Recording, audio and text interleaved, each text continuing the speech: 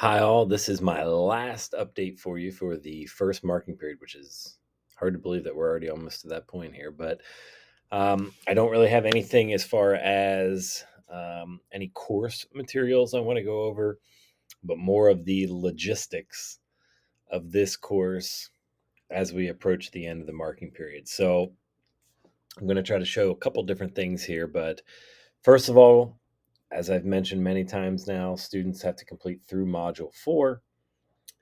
If they want to, they can do the extra credit. Don't have to. That's why it says not required. If students are already at that point, there's nothing for them to do. Right? On Monday, there will be new assignments available. So this is what it will look like come Monday. There will be Module 5, 6, 7, 8, 9, and then again another extra credit opportunity. I'm not going to get into the basics of these modules. I'll do that at another time, but there are 5 more modules. There it is, 5 more modules for the second marking period. Everything is going to be laid out the same. Everything's done sequentially, and we go from there. My hope is that those students who are rushing through here at the end realize, hey, maybe I should devote a certain number of hours or a certain amount of time each week to kind of systematically do this so I don't have to do all the work in the last week. And I'm sure there's some of you out there who have been nudging students or children here to do that work. So hopefully they learn a little bit, right? We learn from our mistakes. So that's that. Back to the first marking period. This course is an approved driver ed course through PennDOT. And one of the kind of facets of that, which is different than typical education, is that students have to complete all of these different modules. So in a normal course, if I don't do work, I just get a 0 for that work or whatever, and we move on to the next one. This course is a little bit different. So I'm going to pull up an example grade sheet here. All right, and I'm going to kind of show you what's going to have to take place. So this is just an example of a grades where this student has completed what looks like everything through Module 2. Remember, we need to get through 4.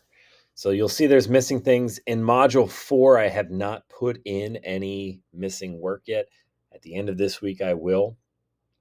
So when Monday comes around, or this weekend, whatever it is, if there's work through these first 4 modules that has not been completed yet, that work has to get done before they can start on the new stuff that appears for marking period 2.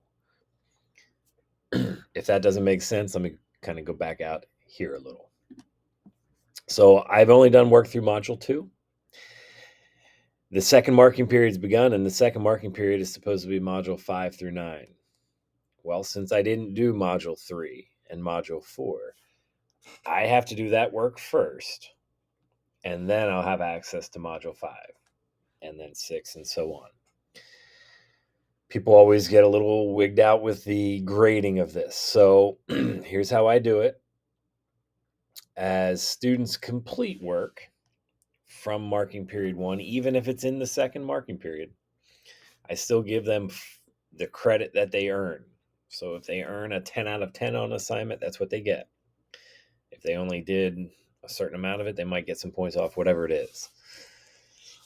That will not be reflected on their report card. I have to submit grades next week. If work is done after that time period, you will not see that on the actual report card. However, at the end of the second marking period, when we end the semester, I have the ability to go back into the first marking period and change those grades.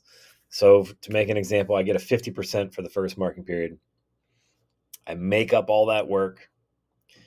I'll enter that grade for the second marking period as well. So they'll get a second marking period grade, and then their first marking period gets changed.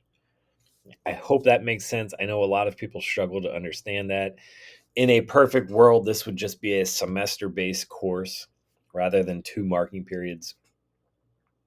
However, our system is set up where we have to separate those. All right. So again, first marking period, which is coming to an end, even if they didn't finish everything, they're going to have to. Their grades will eventually get changed, and then they can finish the second marking period work. Again, I hope that makes sense to you. I have a lot of people that are asking about the grades. All right. I have a lot of students who write me and say, "Hey, I did this, grade it."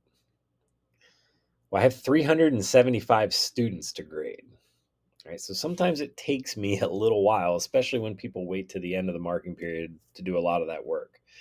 So it might take me more than an hour to get it done, but I promise you I'll get it done.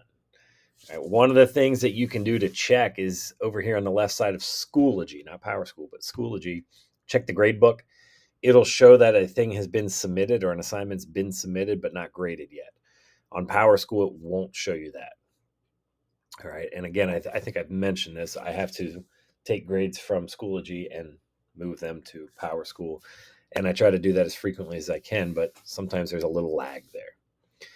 I hope I'm answering questions. I hope, again, all modules have to be done. If students are behind, they have to finish those modules before they'll have access to the second marking period. If you have questions, if you don't understand what I'm talking about, because I know it's confusing, please, please, please send me a message and I'll try to make it a little clearer if I can. Hope you all have a great week. Enjoy the warm weather. Talk to you later.